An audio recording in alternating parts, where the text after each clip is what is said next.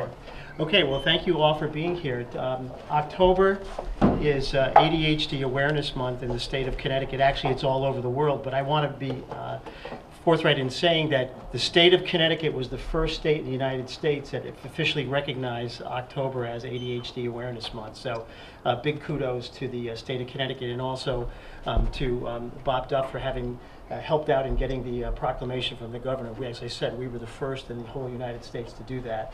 I want to welcome Bob Duff, who's the Senate Majority Leader for the state of Connecticut, and also Mayor Rilling, who is the mayor of the city of Norwalk. And I want to thank Sherelle for keeping her doors open and allowing us to come here again at the Norwalk Public Library. And if you all get a chance to look at this great display that Cindy Leahy has helped, along with others, to put out for the Norwalk Library, it's just fantastic for the people to come in and be able to grab some resources. It's just a great idea. I want to thank also the Board of Education for having Bridget Adams here from the Special Education Department and some of her staff that are here. So I want to say thank you to all of them for taking time out from the very busy part of the beginning of the school year to be here. And Veronica's here as well. So thank you to everybody. Anyhow, so what we want to do is ADHD is significantly misunderstood. I think it stands for Attention Deficit Hyperactivity Disorder, and sometimes the people think the word disorder is a little bit disturbing, but what it is, it impacts the ability of a person with ADHD to maintain their executive functioning skills. And that would include their ability to plan, their ability to regulate, sometimes controlling their emotions. Sometimes you have a tendency maybe to put things off a bit or to be distracted. And you know, we think of a lot of times of the ADHD as the attention deficit. Sometimes it's actually not so much of an attention deficit, but it's an attention hyperfocus, because many times what you'll do is you'll find the person who is supposed to be concentrating on something else is concentrating on something that they really want to concentrate on, which may not be what the teacher wants them to concentrate on, like the bird outside singing in the window. But ADHD is defined by a person, and again, it's not only children that are affected. We always think of like the ADHD as the little boy who doesn't sit still. Adults have it, and the other thing too about ADHD, there's something that's, the word I'm going to use is comorbidity. Comorbidity is when you have a number of other disabilities. ADHD is markedly significant by the fact that it has a number of other comorbidities. One of the higher ones is autism. That is another comorbidity that people have ADHD have. So it's marked by a chronic, persistent and pervasive challenge to their ability to regulate their behaviors and emotions at a particular time and place. It's a neurobiological disorder that impairs a person's executive function, faculties, and abilities. And again, I said, what was the executive functioning? It's the ability to regulate sometimes concentration and work, etc. One of the things, though, the theme for this year for ADHD awareness is moving forward with ADHD. Now, we've known that some of the deficits that ADHD might lend itself to showing are things that I've already talked about. But sometimes these things can actually be productive. Like, for example, people with ADHD are known to be very, very creative. They're known to be very, very energetic. Also, when they're focused on something, they can be very, very persistent in getting to the truth of the matter, to the knowledge, as my son would demonstrate, as he is typing in something right now, doing some research. So under the banner of moving forward with ADHD, the intent is to focus on the positive contributions that those with ADHD may bring to the table at school, at home, or in the business world.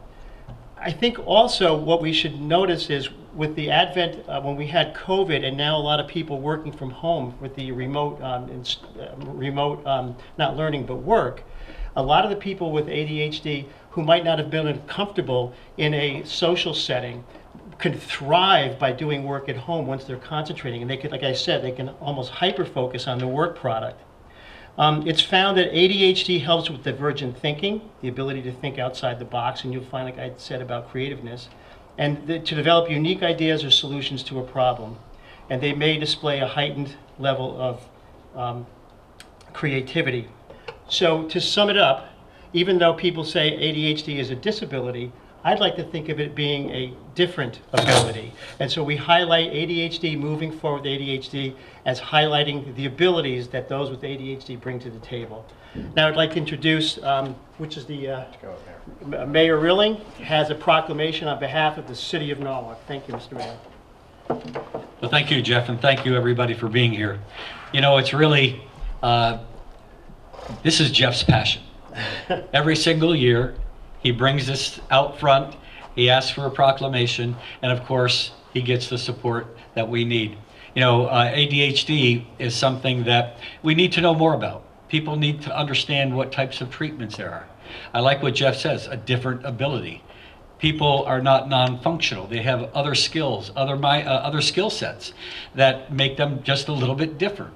But oftentimes, people don't do the research to try to find out what treatments are available, what treatments are effective, and sometimes they may not understand it. And so when we bring out information like this, when Jeff talks about it, when we have research on the table here, that helps people understand perhaps and feel more comfortable and help people in their family that may be diagnosed with ADHD. So as Jeff said, I have a proclamation that I do. I'm not going to read the whole thing because it's rather lengthy. And this is basically, I think, one of the most important things that I can say here is that with comprehensive diagnosis and treatment, most people with attention deficit hyperactivity disorder can be successful in school and in the workplace. Researchers continue to develop more effective treatments and interventions. And whereas having a better understanding of attention deficit hyperactivity disorder and its symptoms will improve the lives of individuals and their families. So now, therefore, I, Harry W. Rilling, Mayor of the City of Norwalk, Connecticut, do hereby proclaim the month of October 2023 as Attention Deficit Hyperactivity Disorder Awareness Month in Norwalk, and in doing so, urge the citizens of Norwalk to become knowledgeable about the symptoms associated with ADHD disorder and to encourage diagnosis and pursue treatment of family members. So again, thank you, Jeff, for keeping this forefront, keeping it on the table, bringing it out to the public so that people can understand and appreciate the treatments that are available. Thank you, Mr. Mayor, for doing it. Thank you for your support. I really appreciate it. Thank you. All right.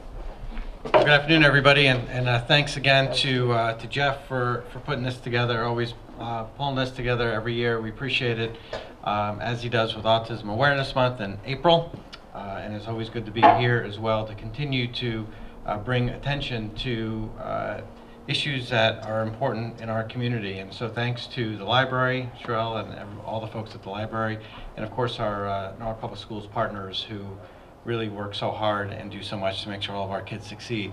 I'll say that probably come a long way on this over the years and decades, because I remember growing up in school myself, and when there were kids who couldn't concentrate or would act out, would not be able to sit and read sometimes, they were always chastised, or they were sent to the principal's office, or they were put just in special ed because they couldn't do the work or something was wrong with them. That's kind of how it was viewed when I was growing up.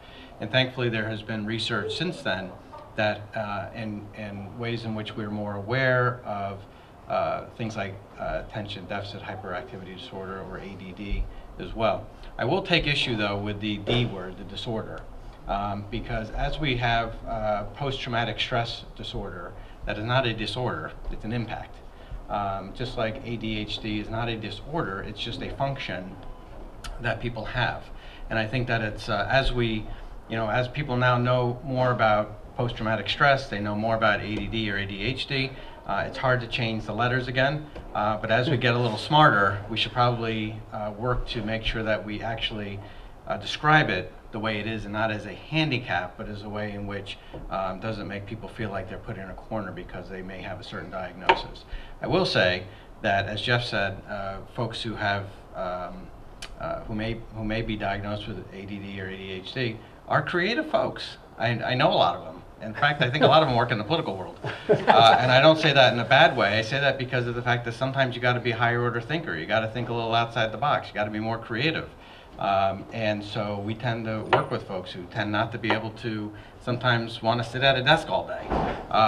And I'm not trying to just characterize it as that, but I'm saying that there are people who have ADD or ADHD who have lots of gifts to give, and they have a lot of ways in which we can celebrate that rather than trying to bemoan that or put people in a corner somehow.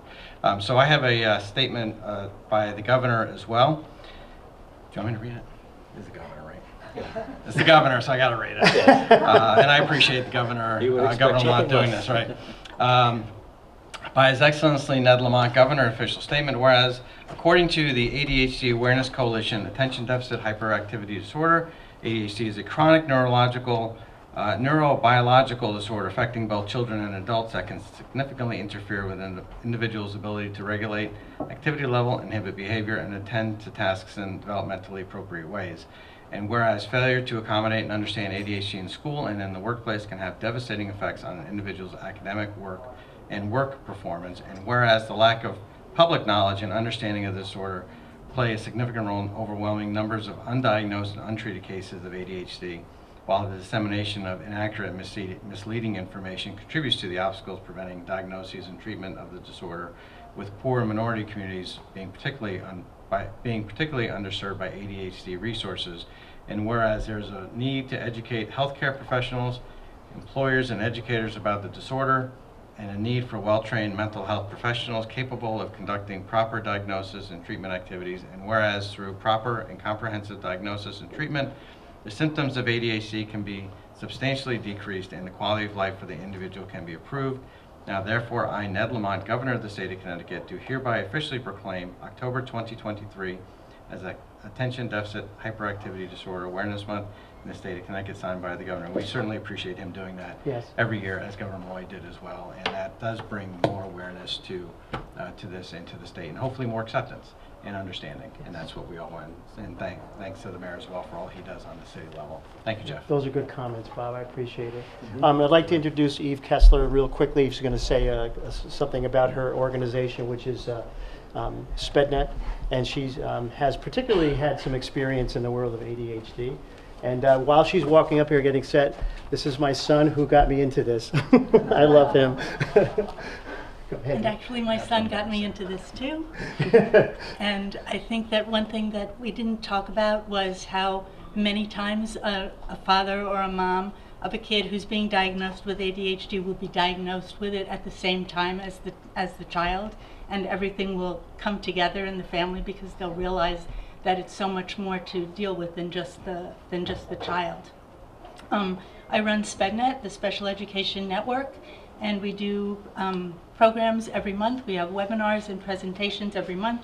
We have a book called Bringing Knowledge to the Table that talks about how that sets you on the path to doing your research, not just for ADHD, but for all the disabilities that people have that make them able to have an IEP in school and receive special education supports and services. So, thank you. This is Bridget Adams, and she's much. the head of the Pupil and Personnel Service. What's the official title? Executive Director of Specialized Learning. Okay. And thank you so much for the invitation. Thank you for the day and the month. This means so much to the district, and I'm happy to be here to represent. And members of my team who were able to join us today, and I'm truly grateful for their presence, and other members are hard at work back at the schools today. We are excited to partner with SPEDNet and our other family partners in town and throughout the state as we support all students, certainly those with ADHD, but with any other able impact to learning. We work every day in every way to ensure that our students are included to the greatest extent possible.